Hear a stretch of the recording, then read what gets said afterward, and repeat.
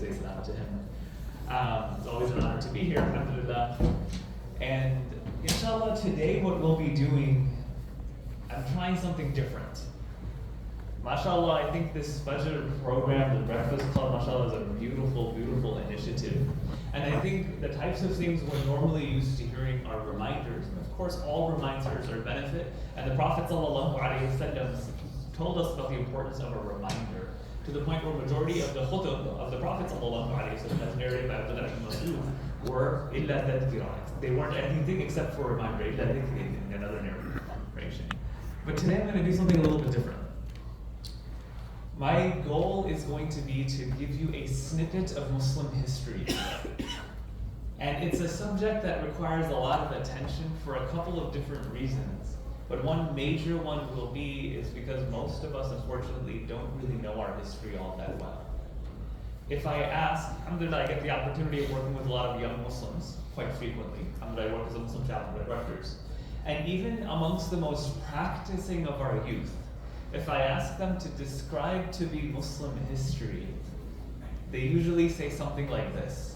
They'll be able to give me an outline of the seerah of the Prophet ﷺ. Alhamdulillah, that is a great thing that most of us go through in our education, which they'll be able to give me a little bit about where Islam originated, at least in terms of the message of the Prophet ﷺ began in Mecca. They'll be able to tell me between the Meccan period and the Madani period, and how the Prophet ﷺ returned and conquered Mecca in a beautiful way, and that the Khilafah was established. They'll be able to tell me the names of the first 4 Khalifas. They'll be able to say Abu Bakr radiallahu anhu, Umar radiallahu anhu, Uthman radiallahu anhu, and Ali radiallahu anhu. But then if I ask any specifics of what happened, they'll say something happened with Uthman radiallahu anhu, which I'm not too sure about. I know that happened. And then they'll say something like, and then there was a golden age in Spain. It's like, wait, how did Muslims get from Arabia to Spain? And then if I ask even the most basic question, which is, what's the biggest Muslim country on earth? They'll be able to tell me something like, oh, Indonesia. Like, how did Islam get there? What happened in between? We have such major holes in our understanding of history, to the point if I ask, why are there 55 Muslim countries today? There'll just be silence, because we don't know our history. And when we don't know our history, anyone can tell us anything. And a lot of young people actually start losing their faith because someone else tries to teach them their history. So, what I'm going to try to do today, I don't have a lot of time. How much time do I have until 7:15? 7:15. Okay. Okay, inshallah. What I'm going to try to do today is actually give us one small snippet of Muslim history. And where this is coming from is I teach what I'm taking this from is actually something I taught last month, and in a small book club that takes place in in Teaneck. It's called the Sakina Book Club, or Sakina Institute. But anyway, in it I've been teaching a book called Destiny Disrupted. And it's a book that tries to go over a summary of Muslim history, a look at Muslim history through Islamic eyes. And it's this approach of like, how would a Muslim who's just trying to give you a story about what happened to us as a civilization tell you their story? But I don't only take from that, I will usually add to it Tarikh al-Tabari, which is one of our earliest books of history, written by a very early Muslim scholar, where he tried to get as many of the narrations of what happened to the Prophet ﷺ in the first 300 years as he could. And the Muqaddimah Ibn Khaldun's book of history as well, which was written in Muslim Spain. Actually, just last night in Teaneck, we went through a brief history of Muslim Spain, from literally Tariq bin Ziyad, the one who conquered into Spain, to the expulsion of Muslims, where over 5 million Muslims were killed over the period of 150 years in the great expulsion that took place. It was a massive genocide that happened. We went through that yesterday. I also incorporated into it 2 other texts, The Crisis of Muslim History, written by Mahmoud Ayyub, a very interesting Muslim scholar who just passed away 2 years ago, and A History of Islamic Societies from a non-Muslim perspective by Earl Lagos. I try to put all of these together so that we can have a comprehensive view of history. I'm going to only go over, my goal today is to give you a little bit of understanding on when the Muslims were invaded by 2 groups of people. The Crusaders and the Mongols, and how the response to those two different invasions tell us a lot about what is our inheritance and what Islam can move us to do. Does that make sense? That's my major goal today. But in order for me to do that, I have to give you a little bit of background as to what is going on in the Muslim world at this point. I have 106 slides. We are not going to be able to go over 106 slides. I'm maybe going to go over 7 of them today in detail, but I'm going to run through it, inshallah. Everyone with me? I'm going to need your minds to stretch a little bit today, because this is a topic that we don't normally talk about. So, where I began this was actually understanding the Khilafah. There are 2 major Khilafah that took place in our tradition. When the Prophet ﷺ, most of us have studied Seerah to some extent, but when the Messenger ﷺ was taken from this Ummah, when he passed away in 631, when the Messenger ﷺ passes away, we know that after him, Abu Bakr becomes the Khalifa.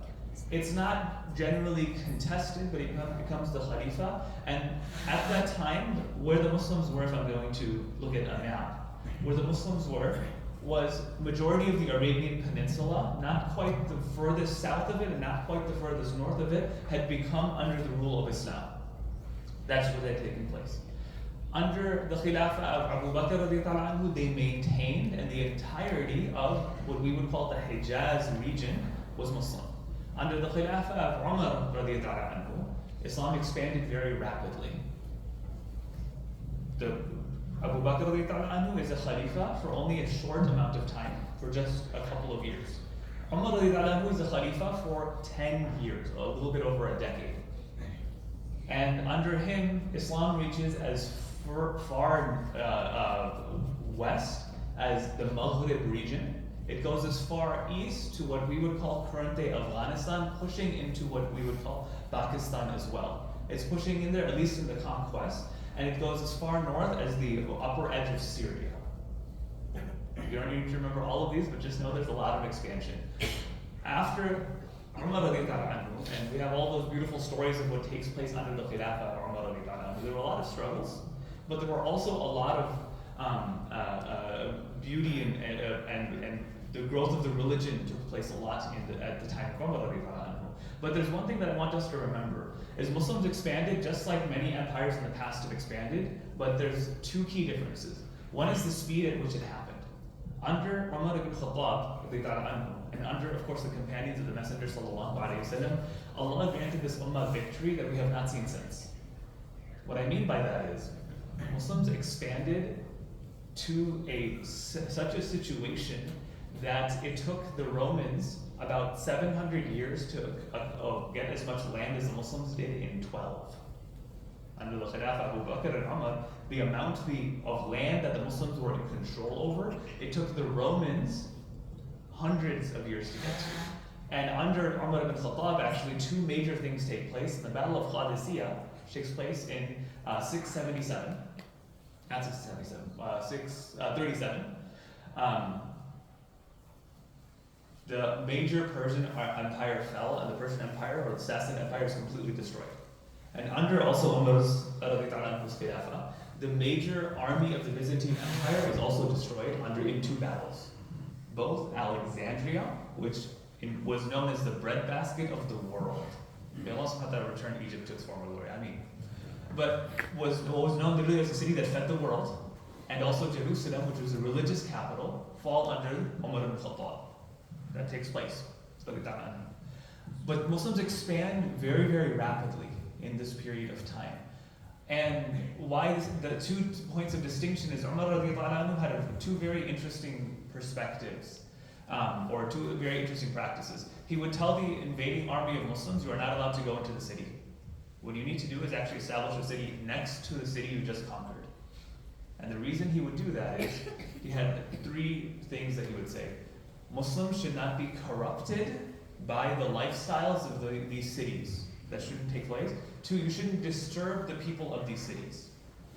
And it was very easy for the Muslims to actually go and conquer these places because they've been under rule by both the Romans and the Persians. It keeps going back and forth who's ruling who. It's been these giant empires have been fighting for over 1,000 years. They keep fighting with each other. And so when the Muslims come in, they were actually seen as liberators. Because why? They come in and finally someone other than these two who keep conquering us. That's the perspective. So many times actually the local townspeople would join the Muslims in fighting the main army. Umar ibn Khattab said, you don't enter into the city, but you take advantage of the trade route that exists there and the resources of like water and food that's supposed to go there. So he establishes what's known as garrison cities. That's why our tradition, when we see its rapid expansion, no period in time in history has more cities been built than the expansion that took place under the original Khulafa al-Rashidun and amongst the Umayyad expansions. Why? Because anytime the Muslim army would go somewhere, they would build a city off to the side. The first reason was so that you don't disturb the people. Second reason, so the Muslims don't get corrupted by that culture. And third, very importantly, because the Muslims are there to actually take over governance, Islam was not spread by the sword. Under the Khulafa al-Rashidin and eventually under the Umayyad Empire, I don't have really a good map of this, but we're just going to keep this right here. There would be approximately 5 million people who are living under Muslim lands. Anyone know what percentage of them were Muslim? Take a guess. When the initial expansions take place. There were approximately 5 million people living under Muslim rule. Take a guess at how many of them were Muslim. 15%. Good guess, 15%. Anyone else want to take another guess? 10%. 10%. Anyone else want to take another guess? 30%. 40%. Approximately 3%. Why I want that to sink in for a second is, under Muslim rule, sometimes there's this misnomer that Islam was spread by the sword. When the Muslims had conquered a majority of what we would know as the Muslim lands today, and they were ruling, maybe 3% of them were Muslim. Muslims never conquered or never forced conversions. That's not a part of our history. And actually, we never burned a city to the ground. Most empires, when they expand, you can look at the geological record and see a dust cloud tape of fruit, find its way into the rocks, because cities were burned down, crops were burned. When the Muslims expanded, we don't see any evidence of it. The only evidence we have of the Muslims' expansion was the building of cities, not the destruction of cities. I want that to sink in so that we can reclaim, when we expanded, we didn't cause death and destruction. We're going to talk about a people who did. The Mongols, when they invade the Muslims, they will massacre. When Muslims did, they didn't. Muslims would fight the armies of Persia, would fight the armies of the Roman Empire. When an army fights, the average person doesn't get affected. And I want also, sometimes we have a misnomer of what battle looks like. When we think of a battle, we think of hundreds of people dying, which does take place. But that's when we're thinking about it from a modern lens. One of the most bloody battles in Muslim history, at the time of the Prophet ﷺ, we would say was actually the Battle of Badr, had a high number of casualties in it. And some of us are familiar with the Battle of Badr. What happens is 313 Muslims, 1,072 Kuffar, right? Muslims familiar with the battle? Anyone know what the death rate was of that battle? Yes? 14 people died in the battle. So, Jazakallah khairan, mashallah. May Allah increase your knowledge, I mean. So, our little one knew the answer. 14 Muslims lost their lives, 13 in battle, 1 from injury. And from the non-Muslims, 54 people lost their lives. That's a lot, but I want you to think about it. How many people fought again? Approximately 1,400, like 1,370 some, fought in this battle, right? How many people died again? 54 plus 13, like less than 70. What's the mortality rate? 6%? 5 to 6%? That was actually high compared to what happened in most battles at that time. Why I want that to sink in is when we think about battle today, we think about things like World War II, in which the average battle in World War II, the mortality rate was 80%. Back then, sometimes we think it's more barbaric, it was way more civilized when that occurred. Because 2 armies meet up in a battlefield. And they fight until one of them gets tired or doesn't feel like fighting anymore, and then they would just leave. That's how battle used to take place. Sometimes we think we're in a more civilized world today. That was a more civilized time in many ways. Are you following me? This even wasn't a part of what I was going to speak on. This is just the introduction. But anyway, the Muslims expand pretty rapidly. There are many, dozens of cities are built. Najaf, Kufa, Basra, these are all cities that are built by the Muslims next to the trade routes that already existed. And Muslims expand pretty rapidly into what we would call the Muslim world today. Under the Khilafah of Uthman, there's a lot of dissent that takes place. Because the Ummah expands so rapidly that the governors he is installing to keep the peace isn't working out like it did under the Khilafah of Umar ibn Khattab. And part of that has to do with maybe a personality of ruling. I'm not going to get into that completely. But two Khilafahs take place. Uthman, there's massive complaints. He addresses all of the complaints. But then, and he replaces a lot of his governors. Because the people who are under Muslim rule are saying, we don't like these rulers that you've appointed. He replaces them. There's a lot of disagreements, even amongst the companions of the Prophet ﷺ, of how they are supposed to be managing this giant space that they've now been given the amana of. Uthman is killed by dissenters who are now called the Qurra, but they come mainly from Egypt. But they come from this place and he's killed, and there's turmoil in the Ummah. Muawiyah, the cousin of Uthman, who is in charge of the most powerful, he's in charge of the most powerful, this is how long they had expanded under the Umayyads, but Muawiyah is in charge of the most powerful region at that point, or the most wealthy region, Damascus or Syria. He says, I'm not going to join the Khalifa or recognize any Khalifa until the murderers of Uthman, and this could never happen again. And Ali radiallahu anhu also becomes a Khalifa because his priority is the Ummah of Muhammad sallallahu alayhi wasallam has to be under leadership. It needs to pass on. That takes priority. This is what's known as the great fitna that occurs. This isn't the point of today's history. Eventually what ends up happening is even Ali radiallahu anhu, there's a truce that takes place, there's battles between them, but eventually Ali radiallahu anhu has a khilafah and Muawiyah who has a khilafah that take place, and the Ummah is divided. Ali who unfortunately is also killed by the same people that killed Uthman. There's massive dissent that's taking place. And Muawiyah rules as the first of the Umayyad Khalifas.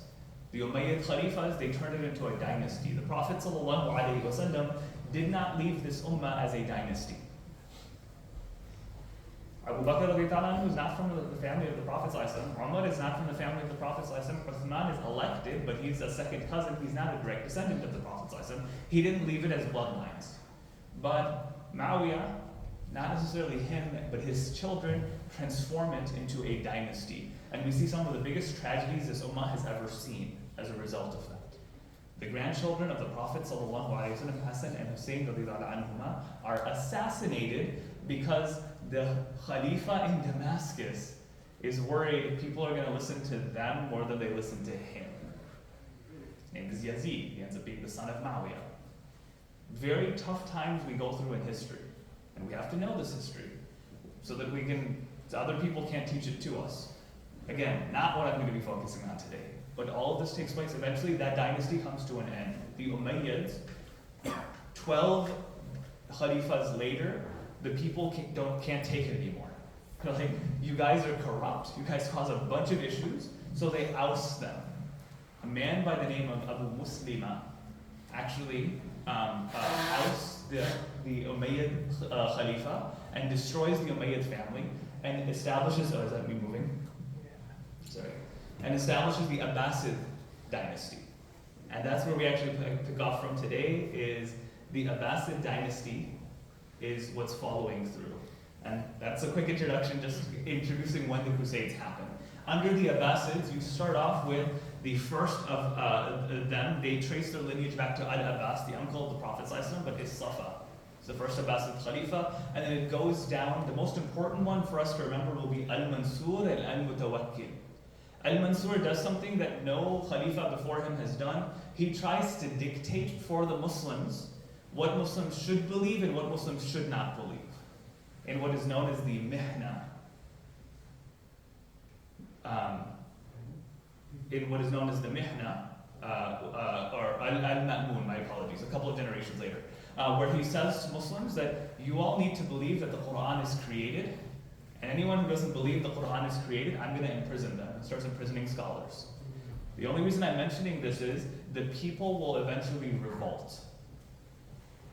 The major scholar who's attributed this accolade is actually Ahmad ibn Hanbal, may Allah be pleased with him, that he actually holds fast and says, we will never say the Quran was created. The Quran is eternal, and Allah is eternal, and we don't mind that there's a theological problem there, because if you say the Quran is created, you are likely to change it. So he stands his ground, and what wins out is anytime a authority tries to change Islam, the people will revolt. And Ma'mun is taken out, and Mutawakkil reverses the mihna. Now, so there's this whole thing of who controls it. If anyone wants to read a book on this, a really good was Inquisition in Early Islam. There's never been a forced religious belief system that Muslims have done to non-Muslims. There has been a forced attempt for Muslims to change what other Muslims believe, but it didn't work. Ahmad ibn Hanbal wins out. So what gets established by this incident is Muslims have been hurt by their rulers over and over and over again, but if it doesn't affect their deen, they don't really mind. But if it starts getting to the point of hurting their deen through their lives, they will revolt. That gets established with the mihna. Is everyone following me? I know this is going over a bit. The whole point we're going to get to is what was the state of the Muslims at the time of the Crusades. But one of the things that happens at this point is the average Muslim who's living in these lands, this is now 200 years after the Prophet ﷺ in 832. 837 is when the mihna gets reversed. The average Muslim doesn't care about who their leaders are anymore, because the leaders have been so corrupt, kind of been all over the place, that anyone could really rule. As long as their day-to-day doesn't get changed, it doesn't matter. And the state and the average Muslim's practice actually separate from each other. The Khalifa doesn't control laws. Local Muslim communities do. You don't learn your deen or things from the government anymore. You have local teachers for that. All of the madahib are established. Sometimes you ask the question, why do we have madahib in our tradition? Why does that take place? Well, it's actually because it separated the palace from the practice of the people. The people would say, I'm going to learn my Islam from so-and-so, who's going to establish a school and teach people that is separate from the actual mandates of the palace. Following me? Moving forward, what eventually takes place, and for those who want resources of what I'm saying, I had to teach this as a course, so there's a bunch of resources. I'm happy to share this PowerPoint with whoever wants it, inshallah. But eventually, what ends up happening is, and I'm just going to say this for the sake of understanding of historically where we are. The Ummah started off in Medina with the Prophet ﷺ. His khilafah, if we want to call that, was in Medina. Anyone know who moves it to Kufa? They moved the capital to Kufa. Anyone know who did it? Ali radiallahu anhu. And he had a beautiful statement. He said, what I have seen happen by the leadership of the Muslims, I never want to see happen, and I never want the Prophet ﷺ to be disturbed by what they are doing and what they are saying. Because he realized after the assassination of Uthman radiallahu anhu, which doesn't happen, thankfully, in Medina, but after the assassination of Uthman radiallahu anhu, he realizes leadership of this ummah is going to be all over the place. So he moves the capital to Kufa, and it starts moving further and further north. I actually did this just on Google Maps because I had a plan to visit all of these places. But it goes from Medina to Kufa to Damascus in Syria, that's where Muawiyah rules from, to Raqqa, to Baghdad, it's built by Al-Mansur, the first Abbasid Khalifa, to Samarra, and then to eventually Hashemiyah, and it's going to move further and further from actually Mecca and Medina. So that's taking place, majority of the politics of the Ummah are taking place right now in between Hashemiyah and Baghdad. Hashemiyah doesn't exist anymore, it gets destroyed by the Mongols. We'll talk about that a little bit later on today. SubhanAllah, we're at 7 o'clock already. Okay. But anyway, now that we're moved on from there, what I really wanted to get to is Muslims actually disjoint to the point where under the Abbasid Khilafah, what eventually starts happening 850 onward is There's one Abbasid Khalifa who's almost like a figurehead. That everyone says, oh yeah, of course we're the Khalifa. But there are at one point 9 different people who are claiming to be the Khalifa at the same time. 4 of them are Shi'i dynasties. The Qarmats of Bahrain that no longer exist. The Fatimids, an Ismaili group. Ismaili Shias exist to this day, but not in the same degree of power. The Hamdanids, who would be what we would call today current day Ithna Ashari Shi'i tradition. And the Buwayhids, who also don't exist today, but they produce some very interesting literature. And under the Sunni dynasties or Sunni rulers, there are the Samanids, the Ghaznavids, the Seljuks, the Hurids, and the Khwarizm Shahs. There's 5 different rulerships, and all of these people are claiming to be Khalifa. You might think this is such disunity, and it is. It's disunity. But in this time, this is oftentimes what's known as the golden age of Islam. So some of our greatest scholars actually came out from an ummah that looked like this. Why that's important is we didn't really care who our leadership was. When what? Things are going fine. Some of the most amazing books of medicine are being produced at this time. Ibn Sina writes a book called Qanun al-Tib. He writes it in late 800s. It's published publicly in 920. It's used as the de facto textbook for the next 1,000 years. Oxford uses it, literally Oxford, yes, the one in England, until 1864. The same book that Qanun al-Tib that he wrote at that time. Architecture expanded to where it's never been seen before. Transportation expanded, medicine expanded. All of these fields are expanding because why? Generally, though the Muslim leadership is divided, Muslims are actually flourishing and producing the most amazing works of the tafsir, of poetry, of literature, of advances in sciences. There's a lot of good things happening at this time, even though politically things are very divided. But moving on still. What eventually ends up happening is, this was just a description of each of them. I'm not going to go through it too much. But eventually what ends up happening is what's happening in Europe at this time. So this is where the Arab Islam before the Crusades. We're finally getting to that first point that I wanted to make, which was the invasion of the Crusades. That's Arab Islam. All of that is under the Abbasid Khilafah, but it's all small rulerships. Anywhere between 9 and 17 rulers are claiming ownership over these lands, but they're all generally speaking Muslim. Everyone following me still? I know this is a lot of information. But what happens now in Europe? While the Muslims have been expanding and going through this golden age, Europe has been going through what's known as the medieval ages. Why is it called the medieval? Because life in Europe is terrible. The Roman Empire, this massive empire that used to once stand, the Western Roman Empire has been invaded by barbarians in the north and has fallen, and it's chaos. Feudalism is the form of practice of government that most people have, which is that when there's one king, he gives out his land to a couple of nobles, and majority of people, I want to say 95% of people, are known as serfs. Means all they do is farm the land, and there's not really any means of social mobility.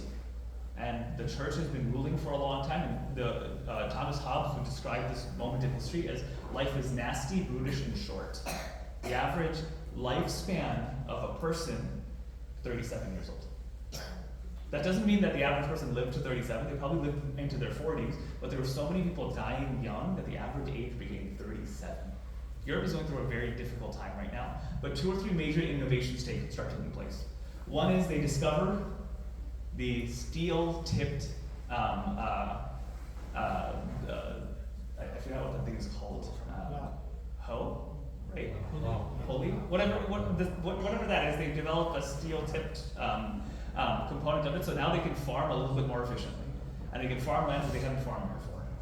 The other thing that starts to happen is they discover that if they can change, they develop a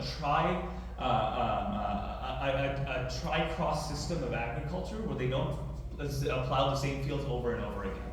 That's actually called a plow. But they switch off fields, so there's more now wealth coming into Christianity. And there's another major problem that's starting to take place, which is that all of these refugees are coming from what's known as the Western Roman Empire into the Eastern Roman Empire, the Byzantine Empire. And they're like, there's so many refugees, there's more wealth than there has been before, what do we do with it? So Urban II comes up with he's the Byzantine ruler at this time. He's like, what do I do with all these refugees? I know, send them over to the Muslims, reconquer the Holy Land that they lost from the Muslims. Why they're doing this is a social problem. We have all of these refugees coming in, they have wealth more than they've ever had, but we don't have enough land. So he says, go recover the Holy Land. Go invade. The Muslims have been conquering land from us for, at this point, 250 years. Go invade and get them. And they start doing it. They're not an organized front. Actually, when they're attacking the Muslims, they're killing Muslims, they're killing Jews, and actually they killed probably more Jews in the First Crusade than they did Muslims. Because they're just trying to just take land for themselves, because it's been a very problematic situation they found themselves in. Which is, we don't know where to go, and we have more wealth than we've normally had. So they start invading the Muslim lands, and they take a lot of cities. They take Iznak, they take Edessa, they take Antioch. 1097, 1098, 899, they take Jerusalem. And this is a different type of taking cities than Muslims have done. To the point where when they took Jerusalem in 1099, it's the bloodiest single battle in history till World War II. And when I say the bloodiest single day in history, in World War II there was one day in which 217,000 people lost their lives. It was Hiroshima and Nagasaki when the atomic bomb was dropped. The world has not seen devastation like that ever since, and inshallah we'll never see devastation like that again. But it was bloody. The time before then, the single bloodiest day in history was when the Crusaders took the city of Jerusalem.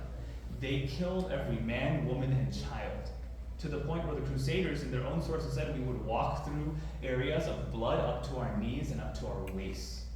They didn't let the animals survive.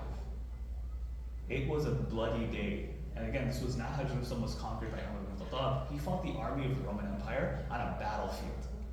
The whole city was slaughtered. Even the Christians who were living there, the city was slaughtered. There'll be a couple of arguments of why the Christians invaded.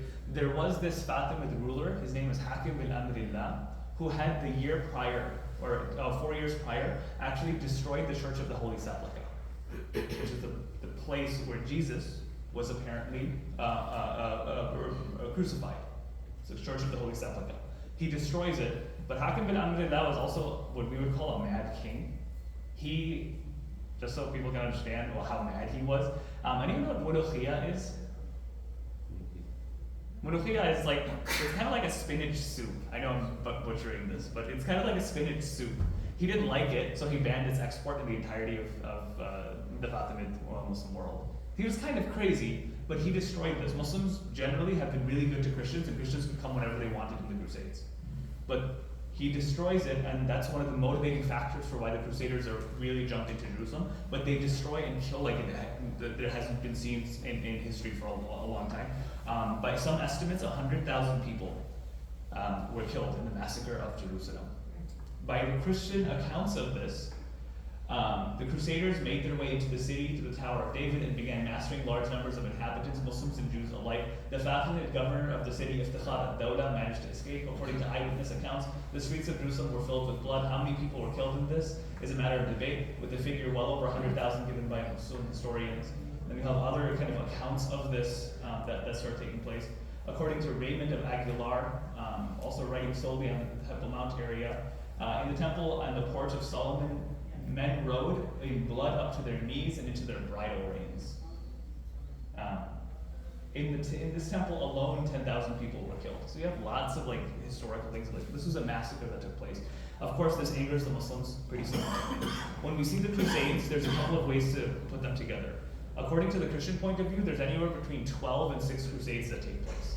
According to the Muslim views, there's only 2 real Crusades that take place, or 3. Christian viewpoint of this, the first crusade, 1095 to 1099, they take Jerusalem from the Muslims. Second one is, after the loss of Edessa, we're not going to get through this too much, but you have many different versions of the Crusades that happen. For us, what I want us to remember is, according to the Muslims, there's only actually 2 major responses to the Crusades. But it'll be Christians take land, we take land back from them, and then they keep randomly invading us. That's the Muslim view of the Crusades. The Christian view of the Crusades is the first crusade led by 2 orders, the monastic knights and the order of the Templars. Monastic Knights actually end up being legitimately Christian. The Knights Templars are the ones who are like the most problematic and cause a lot of issues for the Muslims and for history later on. But they invade, they're under the auspices of the Byzantine Empire, and they come in and they conquer a lot of Muslim lands. This is the order in which they took. They start off in Antioch, go to Tripoli, eventually get to Jerusalem. But that's about as far as they expand. Muslims hear that they're about to go to Damascus, which is one of the biggest Muslim areas in the world at this point, one of the most Muslim populated cities in the world. Once that happens, the Muslims unite. Crusade 2 takes place, nothing really happens in this point, but they try to occupy Damascus and they try to get back to Alexandria. And Muslims, something interesting that's historically, when Jerusalem got conquered, Muslims were very sad, but they didn't unite or form an army. But once they heard that they were coming for Damascus, suddenly Muslims responded. And the Muslim reactions to Crusade 1 and 2 was in Aleppo, there was this dynasty known as the Zengid dynasty. And they had 2 slaves. There was a weird practice that the Muslims started practicing, which was, yes, slavery existed in the Muslim world, but a slave could become a ruler. So it's not slavery in the way we would call it today. But there were 2 slaves particularly, Imad ad-Din az-Zengi, a Turkish slave son who inherits the entirety of the Seljuk Empire. Long story short, without giving you too much of it, he's a servant, but he's a really good military general. He's a really good tactician. So he's given an army. That's why I also, like, when people like Muslims have slaves, yeah, technically he was a slave, but he was given an army. What slave is given an army? It's not the same slavery as we think about in like the Western world slavery. But anyway, Imad ad-Din, he unites the people and he takes back Edessa from the Crusaders. And people suddenly are like, you're going to be our ruler. His son, Noor ad-Din az-Zengi, is going to become really important later. He's taken as like the de facto general now of many Muslim armies. And Muslims, remember we said they were divided into many ways? The average Muslim starts saying, you know what, we actually like him better. We like them better. And he takes up rulership to the point where next who comes into power is actually Salahuddin al-Ayyubi, who is the brother of Imad, who takes over. Salahuddin unites the Muslims against the Crusaders to the point where he takes back every city and more that the Crusaders took from the Muslims. It's one of the most beautiful times in Muslim history, and the way he fights is also so beautiful. Whenever he fights, he causes the main army of the Crusaders to come out to him. Then he rides out and says, I know the land better than you do. So there's one really major moment of this is actually when they're trying to capture Edessa. It's called the Battle of Raqqa, and also Raqqa is a city here. So Salahuddin goes and rides out and shows them his army. He's got a pretty massive army. And then he rides out and says, we have an army you could never destroy. You could never get to.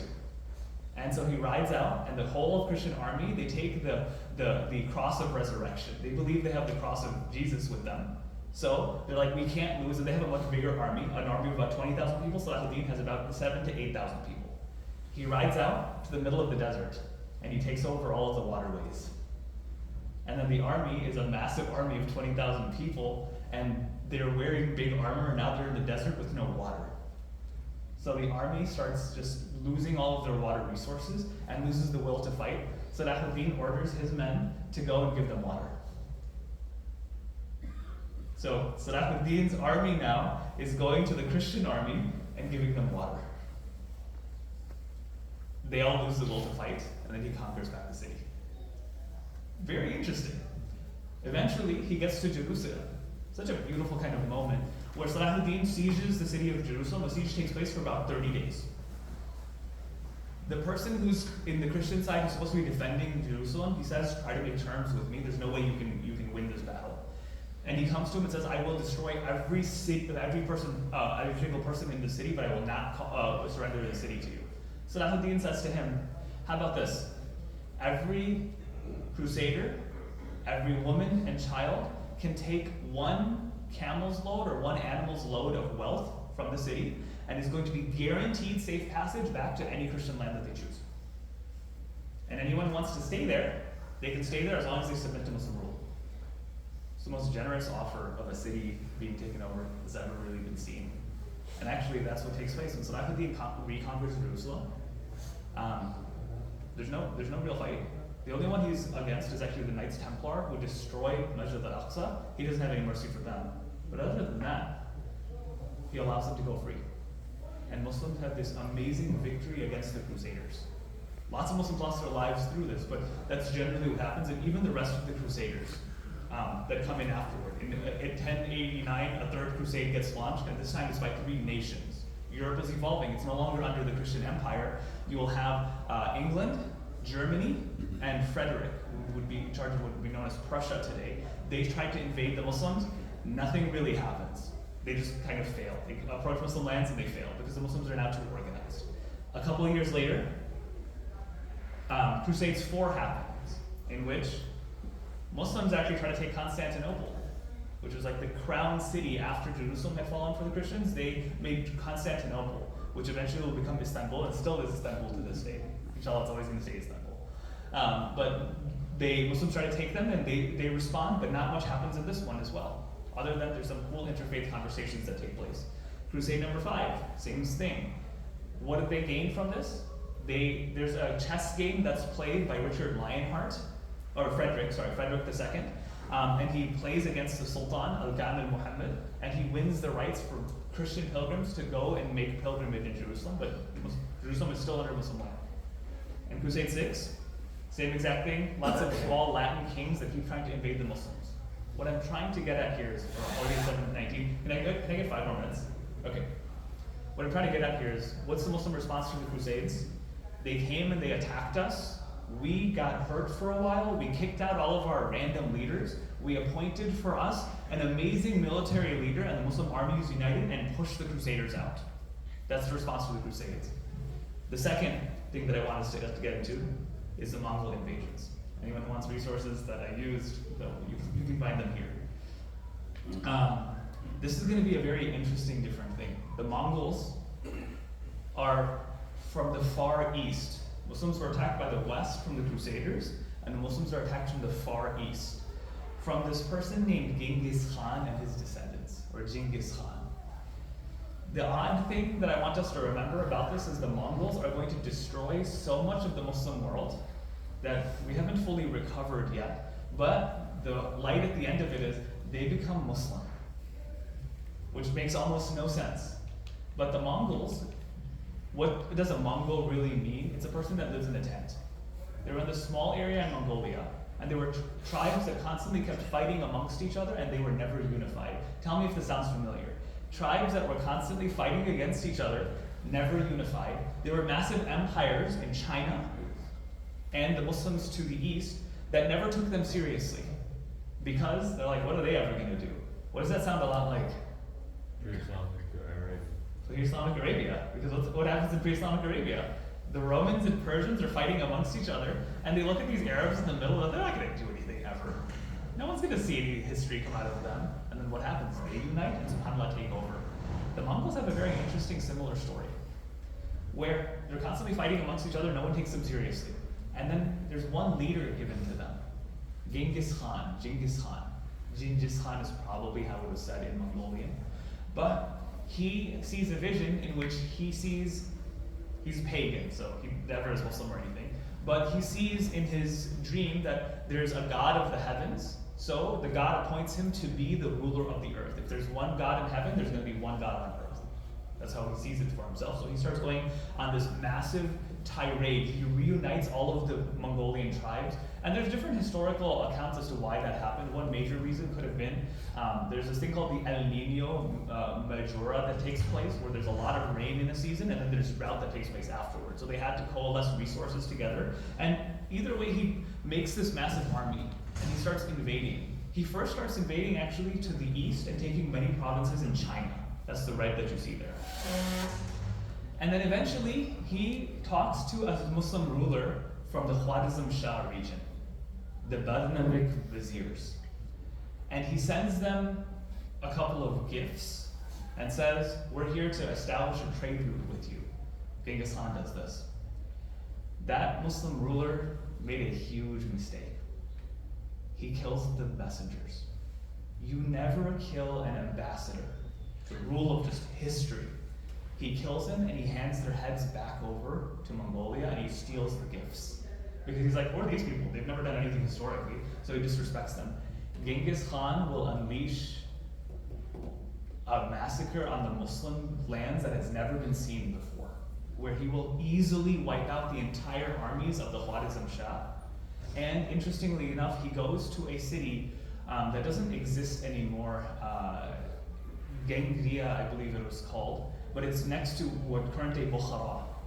And he goes up to the mimbar of the Muslims and says to them, Genghis Khan says to them on the mimbar, he's not giving a khutbah, but he does this on a Friday when Muslims are gathered. I am your God's punishment to you because you've lost your way. And city after city after city, Muslims are destroyed and massacred to the point where majority of the Muslim cities are completely conquered. Millions of people are killed. Genghis Khan and his descendants are the first people in history that they go into the city, they kill everyone, and then they stack the skulls into a pyramid. So in case the next army came to defend, they would lose all hope because what? They saw massive pyramids of skulls being put forward. This was more massive than we've ever seen. The reason they were so successful is they had the best cavalry the world had ever seen before this. But they're massacring the Muslims to the point where some of the Muslim scholars at this point are saying these are Yajuj and Majuj. Remember how in our tradition, Yajuj and Majuj before the Day of Judgment come out and they're unstoppable hordes? They start treating the Mongols like that. City after city is destroyed. This is an even faster expansion than the Muslim expansion ever was. Muslims took about 80 years to expand to where they got to. The Mongols do it in 10. Partly because we built the roads. Muslims built the roads for trade. But you know what else a trade road is really good for? The cavalry coming and destroying your town. They would destroy a town, or tell them to surrender and say, now you guys fight with us. And then they would send that new town that they just conquered, their military would go and fight the next one. And once they were all tired out, the Mongols would just come and invade again. They would destroy cities and burn entire cities to the ground, to the point where majority of the Muslim cities that had been built under the Umayyad Khilafah and the Abbasid Khilafah were completely destroyed. Millions of Muslims were killed. Arabic was outlawed. Anyone who was caught making something dhabiha, like slaughtering an animal and letting the blood drain, the punishment for that was death. Muslims were really assaulted in this moment. And something interesting that happens is the Abbasid Khalifa, when Baghdad falls, the ruler, the Mongol ruler, actually says, you know what I'm going to do? He takes him and he imprisons him. And he says to the ruler,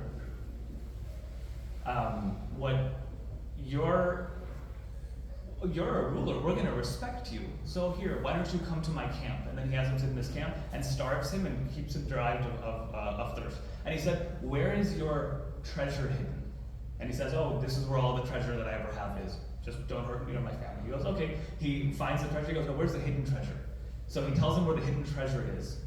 And once that hidden treasure is extracted, he's asking for some food because he's been starved and bereft of water for a couple of days now. And the ruler comes up to him and says, where are we with this? Well, we'll get to Mongols in Islam. But this is Ogedao who does this. He says to him, here, I'll give you a platter of food. And he brings him gold and silver. He's like, this isn't food, this is just gold and silver. He's like, well, this is what you've been hoarding. Eat this. You can't eat it. He says, this is why you failed. You were too busy hoarding gold and silver and not worrying about what you should have been hoarding, which is what? They're saying, we're simple people. We just need food. We just need a place to stay. You went extravagant, and that's why you failed. This is a major thing. He does something terrible. He wraps him in a carpet and actually has the prized horses of Baghdad that this ruler was actually really into al-Mansur, and he has them trample him as he's in the carpets. The Mongols were ruthless and vicious. But then, we're at the end now. I'll just say this. Why did they accept Islam? They were seen as unbeatable. The Mamluks will eventually stop them. There's an interesting ruler by the name of Beyba who comes up with a very interesting strategy of how you defeat the Mongols. Muslims weren't afraid of innovation back then. They used gunpowder as the first battle in history that gunpowder was used. It's called the Battle of Ain Jalut that takes place in 1260. And it finally stops the Mongols from invading because the Muslims, they don't use gunpowder to shoot people. You know what they use gunpowder for? to scare the horses. I always want this to stick in because like our scholarship was very creative. We weren't a people that researched how to kill people. That wasn't our research. That's today's like science. A lot of it is we try to win battles and do this. Muslims use gunpowders to scare horses. That anytime the horses would come in, they would set off gunpowder so the horses would get scared and the Mongols couldn't advance anymore.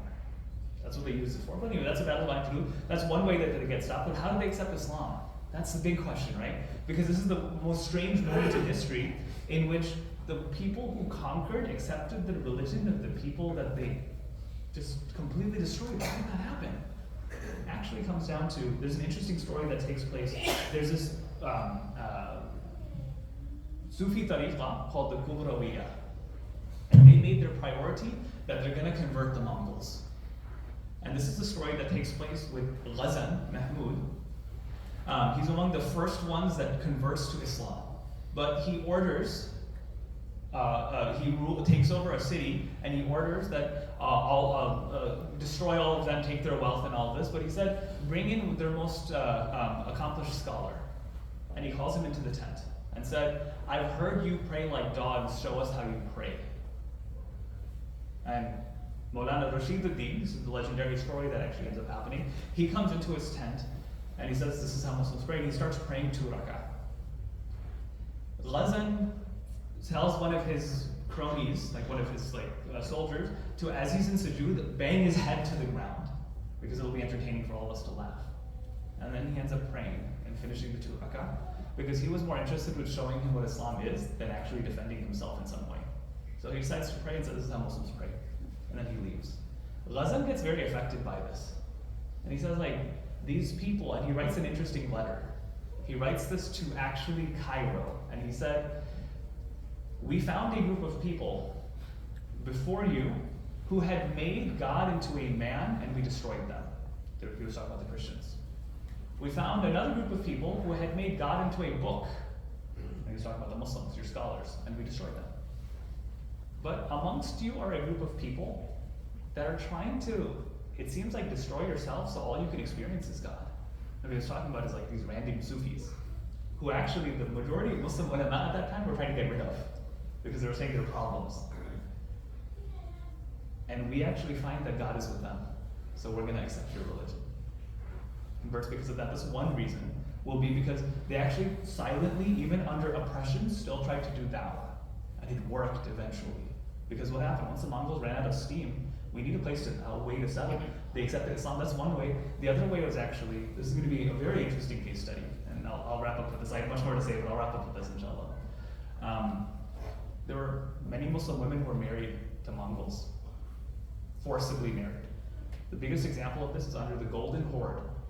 There's a Mongol ruler who has taken over Beijing and the Forbidden City. Most of us don't know too much about China, but the Forbidden City is a Confucian city that no religion is allowed in. But this woman, she's under Mongol rule and she's a prisoner, but she tells her husband, I miss hearing the adhan. I miss hearing the adhan. I grew up listening to the adhan, I miss hearing the adhan. So he has a mosque constructed. That's why to this day, if you go to Beijing, there's a small mosque called the Junapa Musalla that exists, and no other religious symbol is allowed in the Forbidden City. But there's a masjid there. Why? Because she wanted to pray. And she prays. Her husband eventually becomes Muslim as well. How did the Mongols become Muslim? Was because the Muslims actually didn't decide to militarily challenge them. That wasn't it. It was in their submitted state, they never lost their faith and they kept practicing, and they eventually became Muslim. The Mongols, the ones who conquered them, became Muslim. To this day, anyone know any Mongols? No. This giant empire that caused all this devastation. Anyone know any Mongols? No. They all became Muslim. And they will actually rebuild the Muslim Ummah in a way that it had never been built before, even bigger than it ever was, after conquering it. Why? This is the crux of today. Why I wanted to go through these 2 examples is, our Ummah, the Ummah of Muhammad sallallahu alaihi wasallam, is very resilient. It can be powerful militarily, like the response to the Crusades. And what? Fight back any military might. It can do that. You know what it can also do? When it's been oppressed, it can still exist in the hearts of people to the point where it will outlast the oppressors. Does that make sense? Those are two different responses of the Muslims. The Muslims our faith can take us through a moment of subjugation, and we can still get through it with Iman and actually cause for Iman to grow, or it can resist it from the outside. I'm not here to give you an answer of who was more successful. Because if you make the argument militarily, who was more successful? The response to the Crusades. The more successful response. But the Crusaders still existed afterward. The Mongols, they caused a lot more devastation to the Muslims. They did. But they eventually ended up becoming Muslim. I think about this, and this keeps me up at night, that inshallah when we get to Jannah, and we see the true version of history, I would love to hear the accounts of the Muslims who caused more people to enter Jannah. The Muslim response to the Crusades, or the Muslim response to the Mongols? I don't know what the answer to that is. But why I want us to appreciate that is we can exist in both states. Our faith is so significant that in conquest and in defeat, Iman can get us through it. Our relationship with Allah subhanahu wa ta'ala is stronger than that. Our faith can still survive. That's what I wanted us to appreciate, inshallah, today. I know I gave you a lot of history in a short span of time. Normally it takes me about 4 hours to try to put this together. We've tried to do it in like 35, 40 minutes. But I want us to appreciate that about ourselves and look back at our history and be able to confidently say, we've been through a lot. A problem that many of us have when we talk about our history is we romanticize it so much, where young Muslims, well, if Muslims were so awesome back then, why are we so bad now? No, things were bad earlier. But alhamdulillah, the Ummah of Muhammad sallallahu alayhi wasallam is resilient. There's a hadith of the Prophet sallallahu alayhi wasallam in which he said that Allah subhanahu wa ta'ala will try this Ummah like a gardener prunes their plant. That anytime it grows in a direction that it's not supposed to, it'll be cut. It'll be cut, it'll be cut. But the purpose is what? Does the farmer hate the plant? No. What do they want to do? They want to turn it into something beautiful. There's another narration of the Prophet ﷺ, and the Prophet ﷺ talks about the people who come after him, and he will say that they will be like 50. And one of the companions of the Prophet ﷺ asks the question, Ya Rasulullah, 50 of them? Like one of them will be like 50 of them? No, the Prophet ﷺ said no, one of them will be like 50 of you. So about the companions of the Prophet ﷺ. Why I bring all of this up is, when we look at our history, sometimes we're scared to look at it, because there's a lot of problems that take place. But Allah subhanahu wa ta'ala tells us in the Quran, particularly when talking about Dawood alayhi salam, so they defeated them, talk about Dawood destroying Jalut. So David killed Goliath. A small group beat a big group. And Allah gave him kingship and prophethood and taught him from which he had willed. This is the part I want us to pay attention to. وَلَا دَفْعُ اللَّهُ النَّاسَ بَعْضُهُمْ بِبَعْضٍ لَفَسَدَتِ الْأَرْضَ. If it had not been for Allah subhanahu wa ta'ala checking one group by another group, there would have been fasad or corruption on the earth. This is history. One group checks another group, but it's still all by the will of Allah subhanahu wa ta'ala, and Allah ends, Allahu dhul fadli ala al-alameen. Allah hadul fadli al-alameen. That Allah is the one who has the full bounty of the world. It'll come and go, but Islam will survive. Faith in Allah subhanahu wa ta'ala will survive. The sunnah of the Messenger sallallahu alaihi wasallam will survive, regardless of what tragedy you see. So we study this history because we see Muslims in dire situations right now. We've been through dire situations, and we've made it through. It's not to say we do nothing. We have a history of many different types of response, but all of them are still good responses. Muslims are optimistic that we are going to survive whatever situation can take place. Because you look at, oh no, Palestine, how do we still have hope? We've been through a lot, that part of the world. Rohingya Muslims being literally kicked out of their homes in Burma and forced to be in Bangladesh. A million of them. Muslims have been through a situation like that before. Muslims in China, the Uyghur Muslims. So upwards to 3 million of them in concentration camps. We're trying to be retrained. Lose your faith, lose your faith. That's the same thing the Mongols tried. Guess what? Mongols don't exist anymore. And there's 2 billion Muslims. We've been through difficulties. We study our history and see the resiliency that we have. It'll give us the hope to get through the resiliency that we need to move forward, inshallah. With that, I'll conclude. My apologies, I took a lot longer than I was intending to.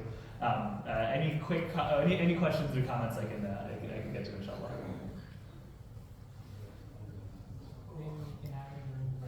Maybe during breakfast, inshallah. Jazakallah khair. May Allah subhanahu wa ta'ala make us amongst those that inherit our history properly so that we're able to replicate its successes and not fall into the same traps of the people that came before us. May Allah subhanahu wa ta'ala make us amongst those that regardless of the situation we find ourselves, we preserve La ilaha illallah Muhammadur Rasulullah within us so that we won't be the last link of Iman, but we will inshallah pass it on to our children to inshallah do better than we ever could. Ameen. Jazakallah khair. Assalamu